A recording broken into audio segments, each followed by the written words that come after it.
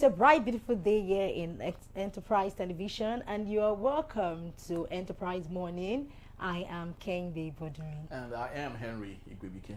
And as usual, we are delighted to start the day with you. As always, we begin with a quick look at today's newspaper headlines before diving into the main conversation of the day. Trust me, you don't want to miss a moment with us. You can keep liking our page, follow us on all our social media platforms at Enterprise TV 7, and please don't forget to share as well. Thank you. So joining us this morning is Barrister Abdul Hamid Olatunji. He will be sharing expert insight on the issues before us. You're welcome. Good morning, Barrister, and Happy New Year to you. It's the first time we're having you this year. Good morning. Happy New Year. Compliment of the and Kende, how are you? I'm very well. Fine, thank you, Barrister. Barrister, do you believe in New Year resolutions? So lots of people have theirs. Other people have see it as a transition from December 31st to January 1st. So it doesn't really make any sense. But do you believe in New Year resolutions? And if you do, what is it? Yeah, I think as a human being who have an interest in becoming a bigger or develop yourself, you must have things that resolution that you want to. So my resolution is to see Nigeria develop and grow more than what we had now. That's my resolution. That's very patriotic. Exactly. Yes. And to be honest to you, there are lots of leaders today holding very symbolic functions in Nigeria that do not wish the same thing. All they care, all they're so concerned about is themselves. Yeah. But it's wonderful that Barrister, you're saying this, and we'll truly do appreciate it. So let's start with the Daily Trust newspaper for today. Okay. Big story: Katsina killings, kidnapping, return. Okay, we have PDP alive, strong. This is coming from Jonathan. Yes, the explosive device recovered in Niger State. We also have, that's on spot, Super Eagles dismiss rift, high Algeria revenge clash. All right, on the bottom strip, we have 141 million Nigerians will be in poverty in 2026, and that's the data provided by Price Water Cooper. And we have a writer to that particular story, recommends a food supply reforms and orders. Barrister, this is actually not new. It started from the days of Muhammad Buhari when they coined the phrase multi-dimensional poor people. And Nigerians, lots of Nigerians were considered as multi-dimensionally poor. But this time around, the number is staggering, 141 million. How many is remaining? That's a lot. That's a lot. Who else is not in that list? What's your take, Barrister? Those who are not in that list are those enjoying our patronage, political offices, and those who are closer to the government, those who are within the corridor of power, those who are related or friends of those who are in government. So those are the 50 million plus that are not part of it. So it shows that the majority of Nigerians are in that category. So if you are not in government, if you are not close related to people in government, if you are not associated with them, those in government, even if you are a member of the party and you are not close to those who have been given appointments or who are controlling one thing or the other, you may even be part of the 140-something million they are talking about. So I think it's unfortunate that that number is huge, and I tend to believe what they say, because the way it is now today, most Nigerians are now vulnerable. Not only the vulnerability is everywhere. You can see what we have been doing before is really difficult to buy now. Yes. How many times when you see people call you and say they want to buy a car and they are looking for a social amount to have to eat? How many people when the people call you and say, I'm building my house, please support me, I need to do this and that. What people are complaining about now is I want to eat. We have not eaten since yesterday. We have not eaten before. My children have not been able to go to school because there's no school fees. So these are the issues on ground, and we have not been able to resolve it. The hardship created by the policy of this government we have not been able to go around it. Even though the government is telling us that we are bending the corner, that things are getting better, and I see that on paper, according to them, their own statistics. But in reality, I'm looking around, I'm not seeing the corner that is bending. I'm not seeing how people are changing. Some people will tell you the price of commodity are coming down. Rather than say the price of goods are cheap now, and I ask them question: cheap compared to where? Is it really at the time when this government came in on board, or before they come on board?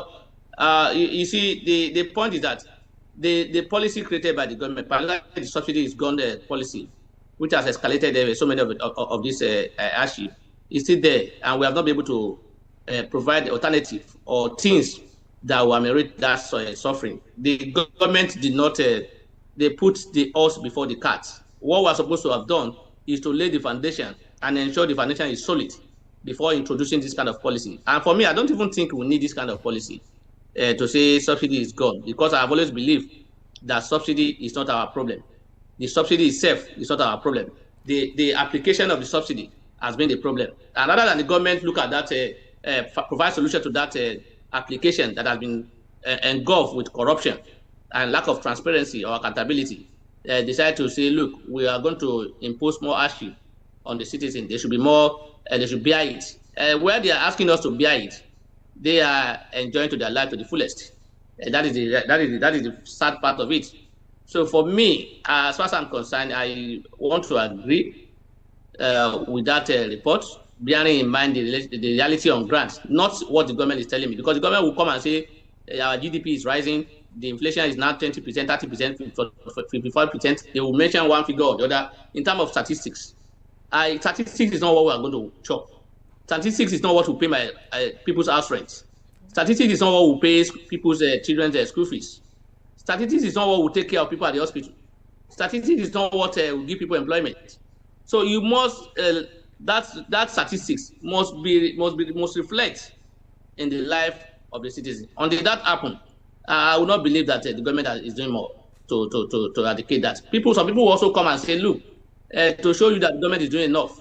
You can see in December, unlike before, there used to be fuel scarcity.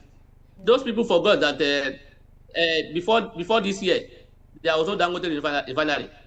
So if you have scarcity in this December, then Dangote has failed. That is the meaning of what they are saying. So the fact that there was no subsidy in December was not as a result of the effort of the government. It was not. So anybody that's giving credit to the government for not having queue in December, the filling station, is not getting the right the accolades to. Is not giving the accolade to the right person. Dangote refinery is the reason why that queue was not seen, because we now have the fuel in our country. Before they will say they are importing, they are still expecting, they are this and that happen. There is an increase in price of it, but that's no longer the case, because we now have it within our own country. So that is not, and that was not the workings of those in government today. It is not government refinery. If it's a NNPCL that is doing that, I would say yes, the government has done enough to revive our refineries. But refineries are still in comatose. So how would I now celebrate the government because we are saying because the people are saying the lack of that queue is to show that we are progressing, that the government is doing the right thing.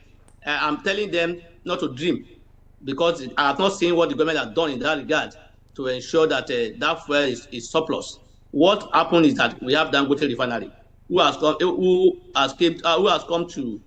cover the gap that we always have before now. So if we are talking about NNPCL providing enough fuel for us now, I would say yes, that is the work of the government. But today, it's Dangote refinery that is doing it. So for me, as far as I'm concerned, I tend to agree, or I want to align with the position of the of the report by the PwC, or what is her name again? I want to align with their position. All right. I want to regard to the reality on. Okay, thanks for being explicit for the story. So let's go to Punch newspaper, and beneath that we have Ekiti opposition parties threaten boycott over PDP exclusion. Okay, so Barrister, let's get your take on this. What do you think about this particular story? They threaten boycott. Yes. Exactly. If they boycott election, it will go on and nothing will happen.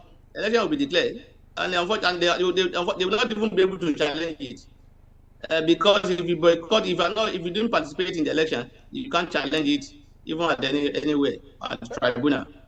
Unfortunately, they don't have candidates according to INEC now, because of the crisis in the party. They believe that there is no clear-cut what's it called, decision as to who are the right member of NWC, who is to sign the form, who is not to sign. So in other words, because of that crisis and the court orders that is available, they are saying they cannot recognize anybody. So if you are not able to recognize anybody, then you will not be able to submit the list of your candidates. So I will not blame INEC for that. I will blame the party for not being able to organize themselves very well to be able to submit a candidate in line with the law. I think they need to come together and then be more circumspect in whatever they are doing. Ekiti, the way it is now, APC is cruising to victory without much a challenge. I just hope maybe probably ADC, if they have a candidate, because ADCs appear to be becoming stronger now. I appear to be becoming the most stronger opposition that we are hoping that we are going to have today, as it is now. I will not blame Yannick for that. It is the doing of the party. Yes, but Barrister, it's actually strange you're saying this as if you are a spectator. You know what happens with the PDP because you're a card-carrying member there. You said they should find a way of handling themselves. But you know what the reason is. You know what the issue is. And I would have loved that you get into the cheese of the matter and tell us what you really think would be done at this point. And I'd love you to add that to this other one. 2027, Jonathan pledges active role in PDP. I did not address that. I did not address that because the question you asked me has nothing to do with the crisis of the PDP. I only raised that crisis in my contribution. The issue is that they were not recognized. What was the reason why they were not recognized? Because they are a crisis. So until that is settled, as it is today, now I won't say it's a reality that there's crisis in as to who is lead. We have Turaki led the NWC and we have Abraman led the NWC. Both of them are laying claim to the seat. So which one should INEC recognize? There are court orders according to INEC. So INEC is acting in line with the rule of law as far as I'm concerned. Wow. INEC is acting according to the rule of law. Yeah. And if that is against the opposition, that is fair, that is fine. Is that what you're saying, Barrister? If INEC that cause it, so if you are not doing what you are supposed to do, should INEC come and help you and say in the name of having opposition, we should just allow you to do it the way you want to do it? But you will agree with me, Barrister, that INEC knows too very well that the substantial leaders of the PDP is with the Turaki-led NWC. INEC knows that, no doubt. They equally know that the Yes and Wike faction is a distraction to the PDP. You can't say that. Even me as a member of PDP, I do not believe that Turaki is the leader of the PDP. You don't believe that Turaki is the leader of the PDP? Really? Yeah, I do not believe that convention that was legal. I do not believe that it was legal. I believe it was done contrary to the rule of law. There are court orders which restrain them from going ahead with it. So I see that it's just jamboree as a meeting of friends. So if INEC is also seen in that manner, I won't blame them. So you see, like I said, we have created an opening for INEC to rely on. And the Yoruba, they say that if there is no crack in the wall, lizard will not enter. So there is crack in the wall of PDP. So INEC is exploring that crack. So you will not blame INEC for that. Who created the crack? Is it INEC? Should INEC now look away because we must have opposition? So you will be wrongly blaming INEC. What we need to do is for PDP to sit down and resolve their crisis within themselves and ensure that, look, they know where they are going. You see, even those who are claiming to be working with Turaki, who even orchestrated that convention, some of them are talking behind with ADC. If you don't know, some of them who are the major factor in that convention at Ibadan, they are talking with ADC behind. But Barrister, so are you sure that Saraki might not? Are you sure that Saraki might not find himself with the ADC as we speak? Because you know politics is the more you look, the less you see. Because sometimes you don't try to defend what you would at the end of the day, find it difficult to explain. What are you saying? I don't understand. Are you saying Saraki has no right to join any other party? That's what I'm saying. If you are saying that those within the ranks of Turaki are beginning to speak to the ADC, then it means that it's possible that PDP might collapse into the ADC. No, that's not what I'm saying. I'm saying those who are even promoting the Turaki, or those who promoted the Ibadan Convention or whatever, are already thinking that it appears there's a problem. Let's find the alternative. See where we can rest our head, so that in case we are not recognized by INEC. That's what I'm saying. I'm not here speaking as a media person for Saraki. Okay. But what I know is that Saraki has a legal right to belong to any party of his choice. It is his right. If you say he wants to be APC tomorrow, if you say he wants to be ADC or want to be NNPP or whatever, it is right. He has the right, like any other Nigerian. That's like Tunji has a right to belong to any party of his choice. It's his right. So if he belongs to it, if he decides to go tomorrow, that is his choice. I won't blame him for that. All right. So, Barrister, I would love us to take a look at this other story. This is from the Guardian newspaper. APC has no right to complain about Wike, says the PDP. I do not know which of the PDP. Is it the Turaki-led or the Wike-led PDP? But the PDP is saying that the APC has no right to talk about Wike because what Wike has done to the PDP is what, fortunately, he's taken to the APC. So, what do you think is happening with the APC? Do you think the same? Do you see the same destabilization that had happened with the PDP equally coming to the APC? Let me. I got you there because you align with my position when I said there are crises in PDP. You are saying which of the PDP leadership? Can you see now? Yes. You cannot even ascertain which one is the leadership of the PDP. So that is to say INEC was right when they say they are not sure of which of the camp is the right one until the court decide. You see, what is happening in APC is a matter. I know it's a matter of time that there will be issues between Wike and some of the people in APC. Wike has gotten his time. He has enjoyed it, but the table is turning in a way now because of the game being played by Fubara. The Wike did not see Fubara join APC coming the way it happened. So, and they're joining APC the way he joined APC, not just joining APC. He went to APC through other means who are also powerful, who are also recognized by the president. Fubara now has, in quotes, new godfathers in the governor of Imo State and some other members of and some other people in the So through that, they were able to lead him to the president, and is able to have is now having a access to the president without the involvement of Mr. Wike. So Mr. Wike is seeing that, look, it appeared the rug is being, they want to lift the rug from my feet, and that's why he's moving from one place to another. There's fire on the mountain, and that's why you can see for the general secretary of APC, yes, to come out and spoke the way, reacted the way he reacted to Wike. It shows that there are undertone, there are things behind. Otherwise, if they see Wike that they recognize in APC the way it was, they will not say what that thing will not come out from the Ajibala Bashiru, yes, in that manner. So it shows that there is something, and you can see the attack. Even Mr. Wike sent attack so many. Even the national chairman of the APC was attacked by Mr. Wike. So many other people in APC were attacked. So he's feeling the heat, and he's trying to see. So there's possibility of a likely problem if it's not well settled, because Mr. Wike is now in two parties. He's in the PDP, he's in APC. Because otherwise, I do not know why a man in PDP want to determine who become a governance candidate, a governmental candidate of APC. If APC wants to give a ticket to Fubara, what is the problem of Mr. Wike? Is Mr. Wike in APC now? He has not told us he has joined APC, if he has been encouraged to create a problem in PDP, then APC should also take it. If he is creating problem in APC now, so the way you lay your bed, so you lie on it. The bed being laid by APC for other people to step on or to step on is what Wike is trying to give them back now. Because if Wike is a man that he does not take any whatever thing he is looking for, whatever fight he's fighting, he must be the winner. Otherwise, there will be a problem.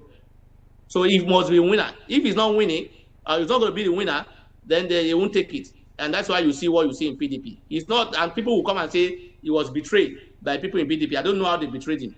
And was he promised a presidential candidate Was he promised a vice presidential candidate? Was he promised, and the people will come and say, since the day he was betrayed in PDP, the PDP has wronged him, and they need to beg him. I don't know what they did to him.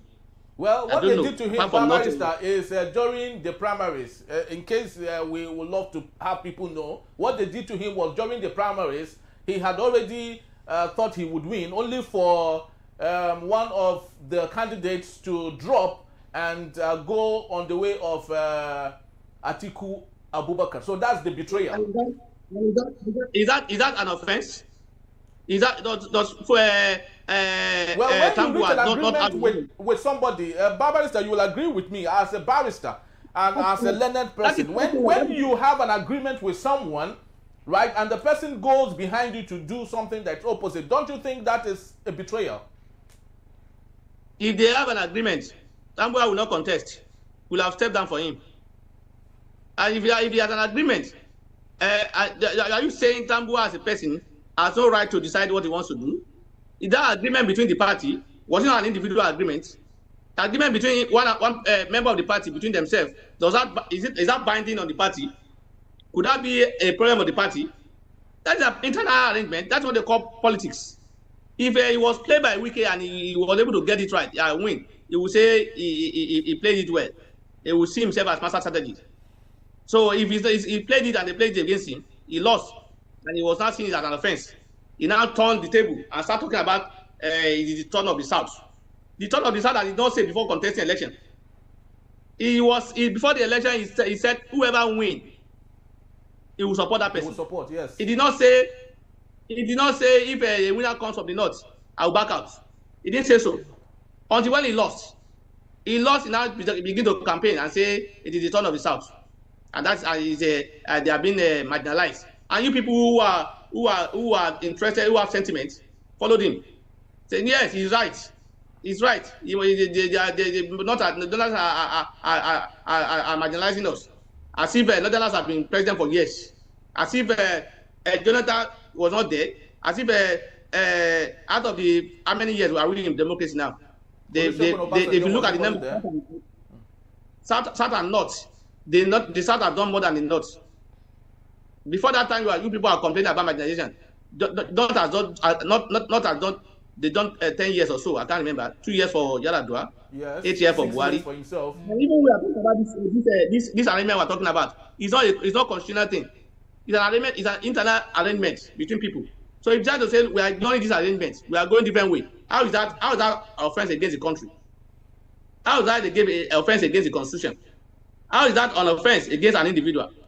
When we all agree. In fact, if you recall that the committee set up by the PDP to determine where the presidency will be sown to was headed by one of the G5 members, Governor Otton.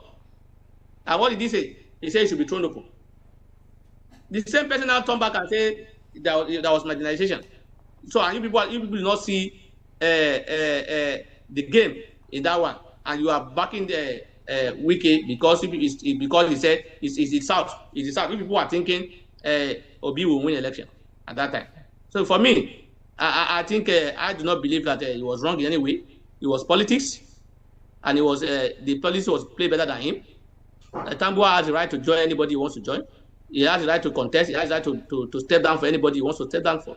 If Tambuwa decides to betray Wike, that is between himself and Tambuwa, not the entire PDP. So, and after all, Wike also betrayed people. Mr. Peter Obi brought them to power politics. What is the relationship between Mr. Peter Obi today? Mrs. President Jonathan made him the governor, assisted him to become the governor. What is the relationship today? He was a secretary under Rotimi Amici and chief of staff. He was chief of staff. Yes. Chief of staff. Yes, chief of staff. Yeah. What is the relationship today? So when we say betrayal. So Barrister, with all of these historical antecedents that you have now, Barrister, what do you see coming with the relationship between Nyesom Wike and President Bola Tinubu? Do you equally see the same thing? The president is enjoying it. The benefit of the dispute in Rivers State between Fubara and Wike is to the president. He now has the two camps on his side, fighting for him. So the president will be wise to accommodate two of them and see how he can play them. Wow. 100%. Because the PDP led by Wike now and the APC being led by Wike and Fubara are all fighting for the president. Wow. So why would the president come out and say, I'm supporting Mr. A? That means he's trying to take away certain support from himself. So Mr. Bennett will not do anything that in that regard. He will manage all of them, or the two of them. Barrister, And it is easier said than done. Remember, the same time for the presidential election comes first. The next is the governorship. Yeah. By the time APC fills in Fubara, yes, some Wike will be aggrieved, obviously. Yeah. So don't you think that would equally affect the relationship between Nyesom Wike and President Bola Tinubu? That would be until when you get there. That would have been President would have either won or lost his election, won or lost the election. So if he had won or lost, whatever happened to Wike against him will no longer be an issue. But I think we are jumping the gun ourselves. Let's even see how the primary will go first, because I know the primary that is coming between July, so many issues will come up. There will be so many other recamping and redecamping. There will be realignments. Some people because some of the people who are moving to APC today now, some of them don't even understand that they are at risk. Some of them who are commissioners who have been the House of Member may not get their ticket back. Wow. Because those who are joining from PDP to join APC from PDP, the APC already have people who are targeting that ticket or who are already using the ticket. So who will drop it for who? The chairman, you will also recall that a PDP, for instance, Akwa Ibom State now, they have their own chairman. Now they've joined APC. He will not take over from the chairman of APC. In that, it will now be a member, ordinary member. Those people will be fighting for one thing or the other. There will be a lot of issues. So let's wait that we have what's it called, the primaries. I believe they can be able to manage it, because in Nigeria, once you have the president, people try to be loyal and they play that sacrifice game with you. They want to take everything and they bottle their differences. They in between, silence of the graveyard will also operate. All right, let's hope that. So let's see how it goes. Yes, let's hope that the silence. The reality is that it's not easy for Mr. Wike now. The things that game are changing, and that's why he's moving from one local government to another to be able to recapture his structure. How it will happen, I don't know. Now that Mr. Fubara is in the APC, and APC is the ruling party, who is giving Mr. Wike the support to be able to, now there can't be declaration of emergency. Because because it's now in APC. So, and I don't see the president declaring a state of emergency in a country, in a state ruled by a member of the party. He won't even dare. He won't even dare. But speaking about that, Kenny, this is sometimes I do not know why some of our political big men do not read the handwriting on the wall. There used to be a man called Rochas Okorocha. He was a strong member of the APC. In fact, at that point, he felt he was the one determining what goes on in the APC and telling President Muhammad Buhari late what he should do, only for the APC to sideline him. And today, Rochas Okorocha is not significant in the APC and is equally not in the political scene. El-Rufai was one of those that made it possible for President Bola Tinubu today. He is neither here nor there. So, I feel they have their personal reasons, right? And even if we talk about them, we talk about what they do, we don't stay with them, right? So, associating with the president or associating with that leader that they think that, okay, this person might win or this person might not win, they have this personal interaction with them. So, we, on the other hand, we can be speculating, we can get our facts right, we can even, there are some people that will just, want to support and oppose, but it still remains the fact that these people, they are just like what we already know they're in a cabal, they have their people and they have who wants to put them there and who wants to make them fall. So I feel everything just boils down on having trust on someone that you okay, this person is going to do well at the end of the day. But Nigerians, we just hope. Yes, let's keep being hopeful. And just to let you know that Barrister is still here and will be here to take us on our main conversation when we return. Political tension rises as Atiku Abubakar issues democracy warning to President Bola Tinubu. That in a bit still Enterprise Morning. Don't go anywhere. We'll be right back.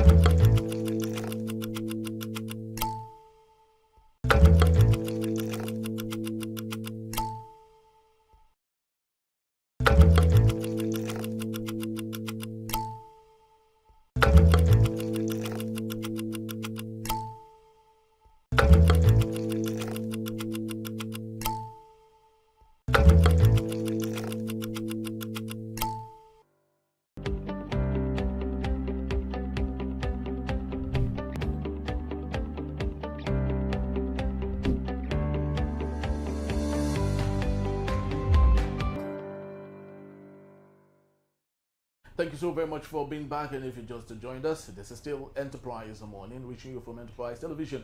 On to our main conversation for today. Former Vice President Atiku Abubakar has warned that Nigeria's democracy is facing an existential danger, accusing the administration of President Bola Tinubu of deliberately shrinking democratic space and weakening opposition parties in a way that could result in a de facto one-party state. In a statement issued yesterday by his spokesman, Peter Obi, Atiku said Nigerians have endured almost 3 years of severe economic hardship under the current government, alongside political actions that, in his view, undermines democratic principle. He alleged that the ruling All Progressive Congress, APC, is pursuing a calculated strategy that combines tough economic policies with political maneuvers to neutralize credible opposition, leaving the party dominant by default, not by merit. Very well said. Atiku described the steady erosion of opposition parties as one of the most troubling trends under the Tinubu administration, warning that democracy cannot survive without strong alternatives. All right, so let's get talking. We have Barrister Atunji Abdulhamid. Thank you so very much, Barrister, for hanging on. Barrister, what's your take on Atiku Abubakar's observation on the fact that President Bola Tinubu is gradually like Tanzania, gradually like Maduro of Venezuela, who's been kidnapped, yes, virtually, or gradually like the president of Uganda, Museveni, all killing the opposition and hoping to have a one-party state where only their names will be on the ballot. What's your take on this, Barrister? I think my position is neither there or not here. I think I don't want to agree that the president is turning the party into the country into a one-party state. I rather want to say people who are in politics are not strong enough to be a strong opposition. Look at the governors who are defecting. Some of them are not ready to even challenge anything. They just want easy access to their seats or to get back their ticket. That's what they're looking for. When you see governors in PDP, the camp that will tell you the party is in crisis. Who are those that are supposed to resolve the crisis in the party? The governors are the leaders of the party.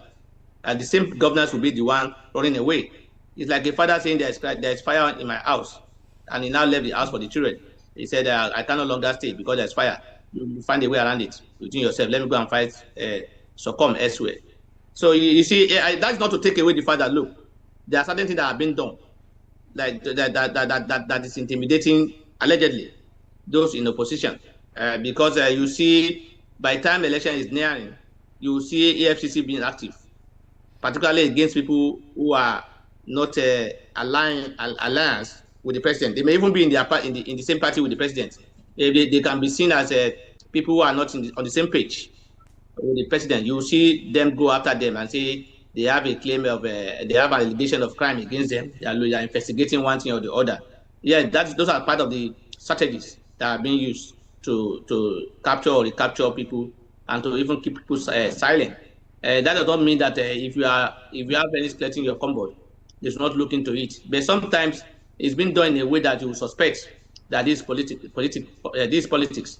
I always make example. Recently, this is an example I will give you. It's a those state election. Before the election, if you recall, the police are after almost the stakeholders of the PDP in Edo State in the name of they are investigating crime. They kill somebody and they are trying to investigate, and therefore they have been wanted for one thing or the other. So they have been taken immediately after the election. Nothing happened again. The crime is gone, and nobody is being investigated again, and nobody is in court. So it shows that it was just made for political gain. So if Atiku is saying the certain things have been done, yes, to an extent, but majorly I will blame the politicians in oppositions. Some of them are selfish, and that's why I said the other time. Even those in PDP today who are clamoring, who are behaving as if they are the messiah of PDP, they are doing it for their own sake. They are doing it for their own interest, and that's why I told you that some people who are showing that trait are going behind to negotiate with certain people. So we are people who are not sincere in our politics. We are politicians who are only concerned about their personal interests, where their bread will be buttered. That's why they go. So if you have that kind of politician, there is no way people who can dangle money or dangle a thing that will attract you will not be able to secure your service. So the president is securing their service because they are willing to. So if they are willing to be used as tools, then you will not blame the president for that. After all, the president was a one-man riot years ago when he was the only candidate, only party outside the PDP at that time. He was only one of the only party at that time, especially in the Southwest. He was the only gubernatorial candidate that is not in the ruling party. And he maintained his stand. He did not allow any pressure. He wasn't dealt with. Sorry for interjecting. He wasn't dealt with like he is dealing with the opposition right now, declaring state of emergency, which you had said that it wasn't constitutional on Rivers State. It's not the way Obasanjo dealt with him. If Obasanjo had dealt with him like the way he had dealt with Fubara, I don't think he would still be with or calling himself the one-man person or one-man mopo, whatever it is. To an extent, I agree with you to an extent. But I also want to say, look, if you are saying about what happened, how about the withholding of local government funds in Lagos State at that time? What was it for? Yeah, it was because it was a barrister. You would agree with me. It was because he created more local governments. He created more local government called FCDAs in Lagos that was not constitutional, and that's okay. It's okay for the president to withdraw the resources of the. If withholding the allocation belonging to the recognized local government, the legal, is it legal? You see, you see, in Osun State, the former governor, the current governor of Osun State, was making an attempt to join APC. Why was he making attempts? Because he said the local government fund has been withheld, and one of the conditions, in quotes, is that if he joins them, they will resolve that issue amicably, and he wants to join. So if we are to be, you see what I'm trying to say, the level of what they are doing to them, even the one we are talking about now, you cannot even say, okay, the only one you were able to give example of is Rivers State. Yes. Which is it? What happened in the Akwa State? Was there any threat against the governor in Akwa State for him to defect? But was there any threat against the governor of Barrister, sometimes you don't blame some of these people. Remember Omoeno of Akwa Ibom State, he did that because EFCC was going for his boss.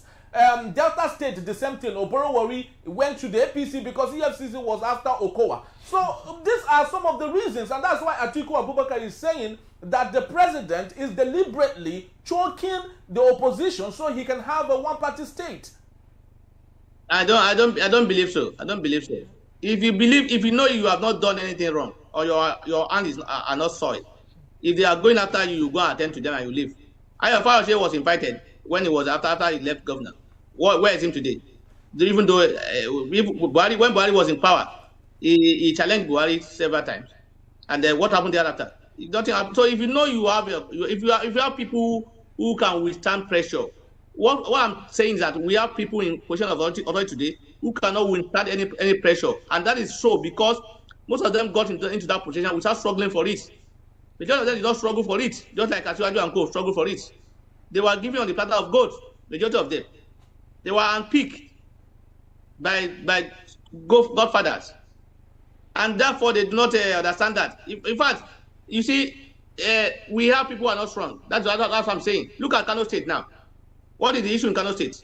Where is the governor thinking of going to APC? Is it because he's under pressure? And this governor of Kano that we're talking about, are you aware that it's an in-law to Kwankwaso? To Kwankwaso, yes, very well. Yes, it does not matter. He's looking for where his bread will be buttered. Because he's thinking that the soft landing for him or the way to win election easily in Nigeria today is to where you belong to APC. So it's not about, it's about their own personal interests. And it's about them not ready to challenge anything. That's what I'm saying. So for me, yeah, Atiku may be right that the president is doing one or two things to all people into their party.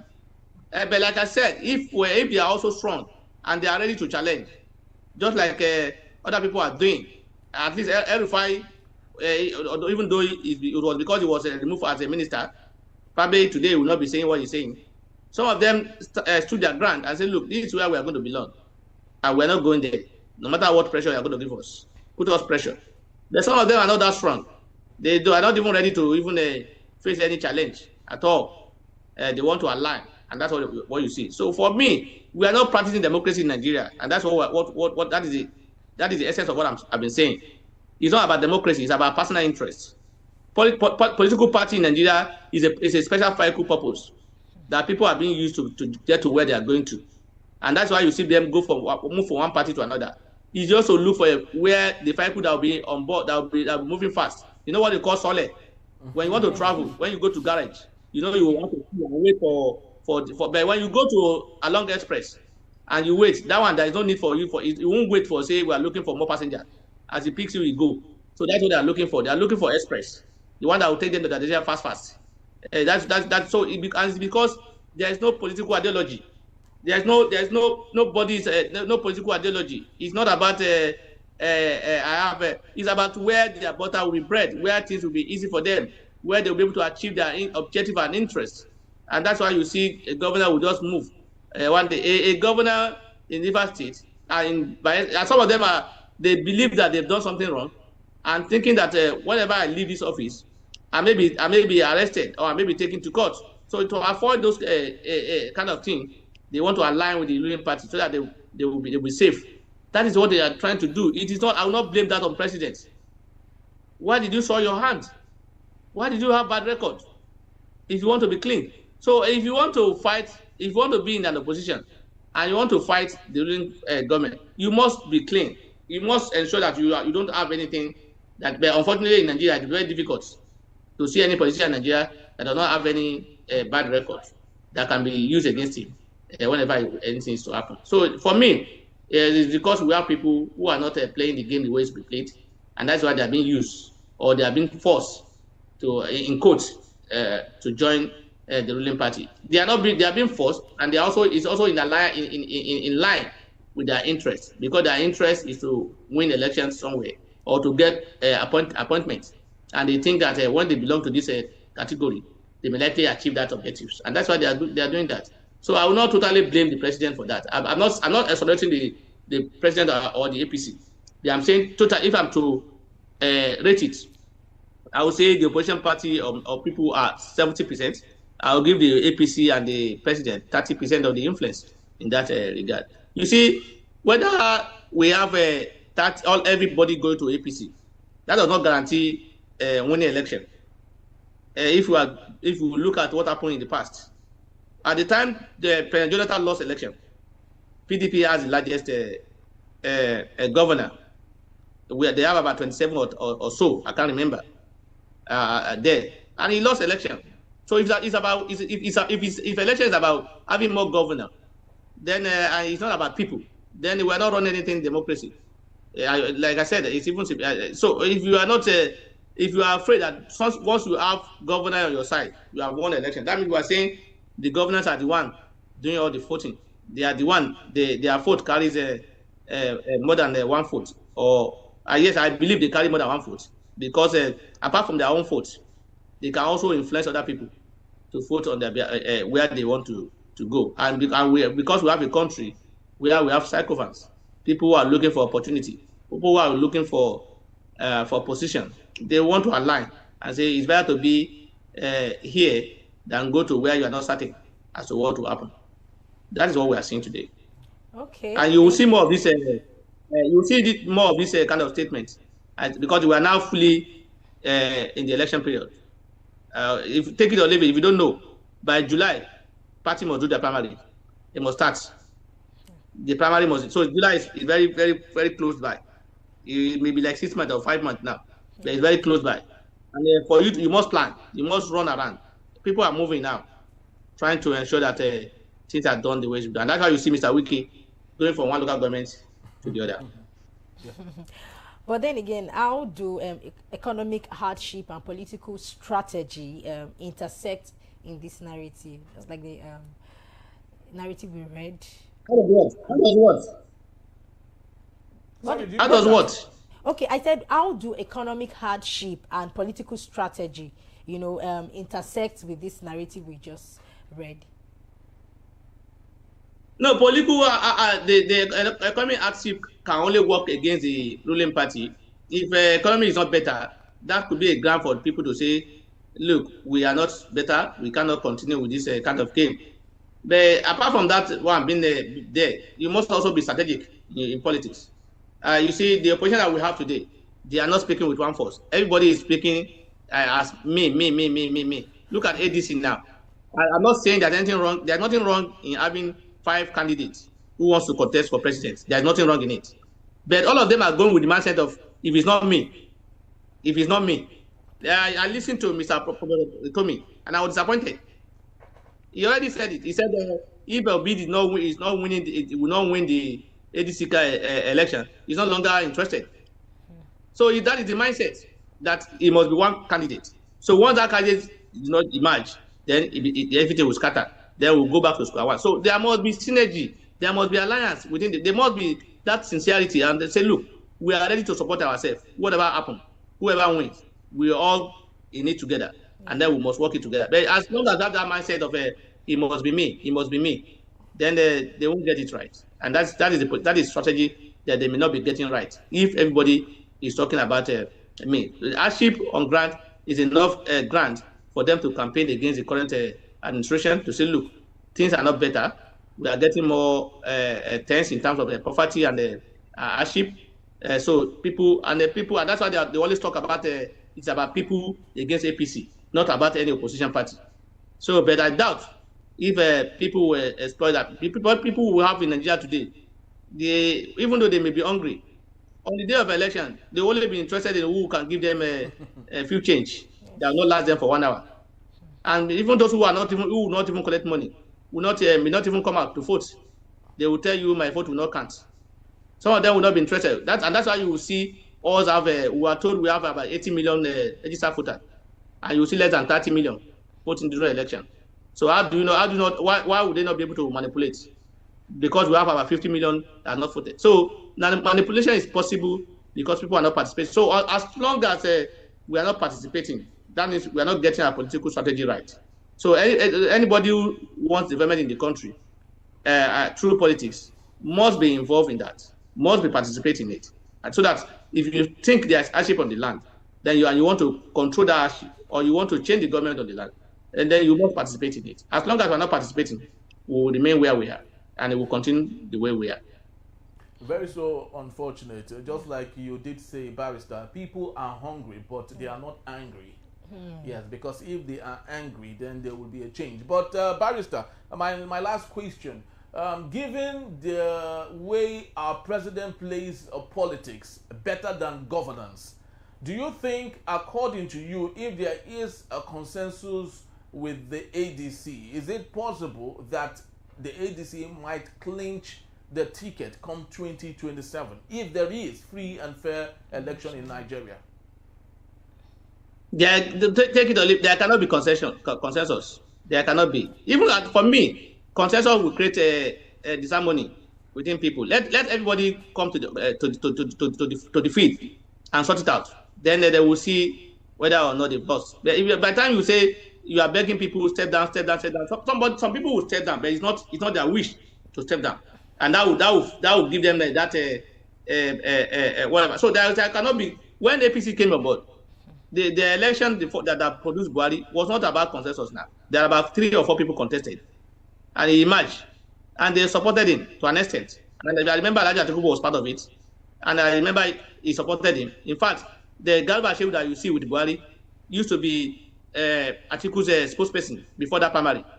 It was after the primary that Buhari won that he donated the Govt and some other support in terms of finance and the other moral support to Buhari to support the election. So what I think is that the mindset of it must be, if I didn't win, that this coalition will not work again, is what will kill them. They must have a free mind that, look, once we do this primary and somebody emerge, then we have to support that person. Then there will be contest. Because look at it, if you have Kwankwaso, if you have Obi, if you have Atiku and some other people, and some other people in APC is looking stronger, and the government will be afraid. And so they need to be. What do you say? You said APC. It's supposed to be ADC. No, I say ADC. I say ADC. If you have Kwankwaso, you have El-Rufai in ADC. They are looking more stronger in that regard with Obi, and I believe with Obi, Kwankwaso or Obi Atiku or Atiku Obi, whatever. It can never be Obi Atiku. Atiku will never be vice president because it's bigger than that. That is, you have to take that. And for anybody, and it's going to be difficult for any of them to defeat Atiku in that primary. That is the reality. And so anybody who has that in mind, that look, I will not be able to win. Are you telling me no one can beat Atiku with a free and fair primaries in the ADC without Atiku doing what he knows how to do best? We are talking about party primary. We are not talking about general election. Yes, even general election. That's what I'm saying. With the party primaries, without Atiku doling out what he knows how to do best, do you think if there's a free and fair election within that party, Atiku would win? Forget this narration that you always put in place. Atiku has been on ground for long. He has this connection. He has people around him who have been following him. Atiku has joined ADC since when? And even before he joined ADC, how many people did come to ADC because of him? You can't up to 100. Can't Obi people. How many people have joined with Obi? And if they join today, when they are doing delegates, how many of them will be delegates? Those who follow Obi. How many of them will be delegates? That is the game that they are not planning before now. Atiku has because of his being in the system for long, being a former vice president, being somebody who has been contesting, he has that structure that can deliver for him through delegates, with or without money. I'm not saying there is no money, but you see, when we're also even talking about popularity, are you saying Obi is not popular than Atiku? Because the last election result did not show that. Obi came third, Atiku came second. It shows that Atiku is more popular than Obi, if you are looking at that. So people who are talking about it must be Obi is more popular. How did you get that? Because the last election did not show that. So if there's a combination between Atiku and Obi, I think there are going to be a strong fight for the APC. If there's a combination of Atiku, Obi and Kwankwaso or whatever, that's going to be a big fight. But you see, that mindset of once once the ticket is not for me, I will not be in it.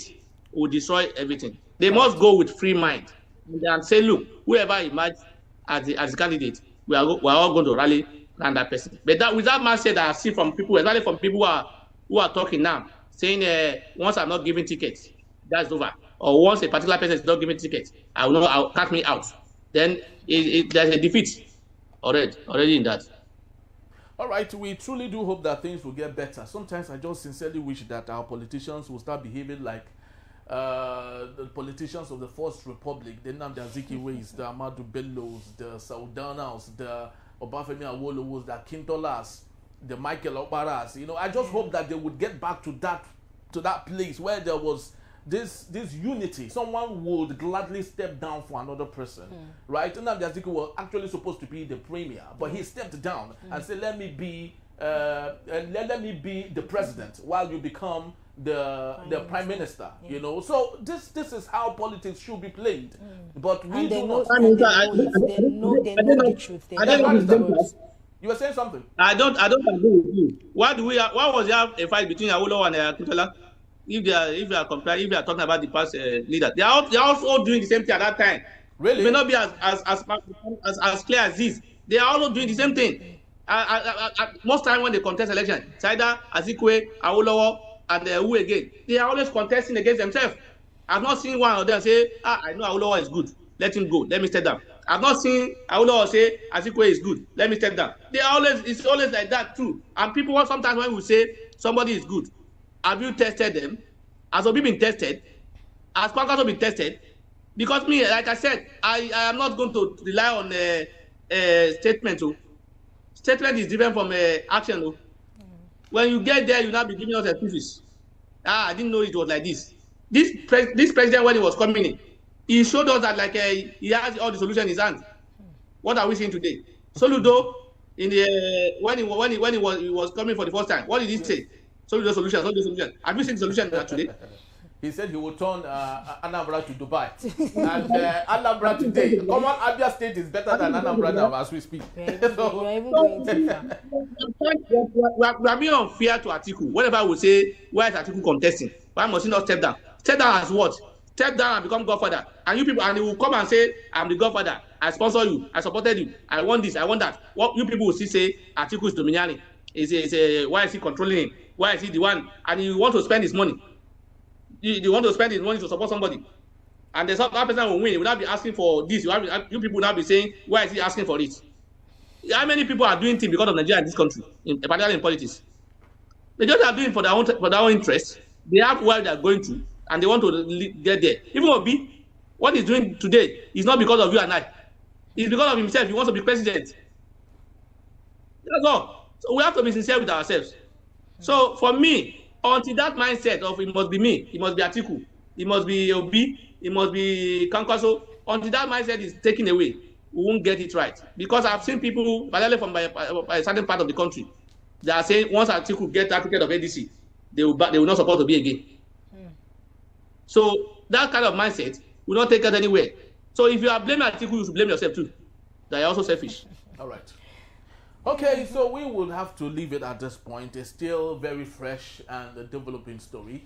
Yeah. We have close to about 5 to 6 months before primaries, and we'll know who will emerge, and better, who would equally take away our pains and our sorrow as Nigerians. Because to be honest, you Nigerians are suffering en masse. Things are really not good. While we complain, our president is not even around to help us say, sorry, I understand you. He's not even around. He's taking care of himself in France and some other places. It's actually quite unfortunate that we're having this. They do not believe that we are suffering, though. They believe we have turned the corner. That's why it's still turning the corner. You know one thing about Nigerians, even if you are suffering, it will be shown. Like no one will know we are suffering. But then again, like suffering and smiling, is that what you're saying? Suffering and smiling. You can wear good clothes. But that does not remove the fact that people are suffering. Yes, right? It's all over the place. It's written all over. It's written all over, and we hope that the supporter of government will tell you now. You see, and you say people are suffering, and you see people going to club or Dubai. I see all Nigerians are going to club. I think all Nigerians are spraying money at the party. With only a few people doing that, and they will say because of that, Nigeria is not suffering. Yes, I'm not. Exactly. It's a blanket situation there. You know, Bayo Onodogo posted a market in Onitsha and said, yes, you can see, they say Tinubu is not doing fine, but look at the market is filled. And someone will say, well, that's his own take, though. Oh my God. All right, thank you so very much, Barrister, for being here. Thank we you, really do appreciate your time and your insights. Thank you. Thank you for having me. It's my pleasure to be with you. Thank you so very much, Barrister. So that's just about the time we have. A lot to say. Thank you to you, wherever it is you've streamed, you've watched from around the world. We say thank you. Please do well to visit us. You can find us at enterprisetvnews.com to read up on everything we have talked about. You can equally go to our YouTube page at Enterprise TV7 to watch some more, and equally download and share to your friends and folks so we all can be part of the conversation. I am Henry. And I'm Kendi Bodrin. Have yourself a splendid day. God bless you. God bless Nigeria. Bye for now. Bye-bye.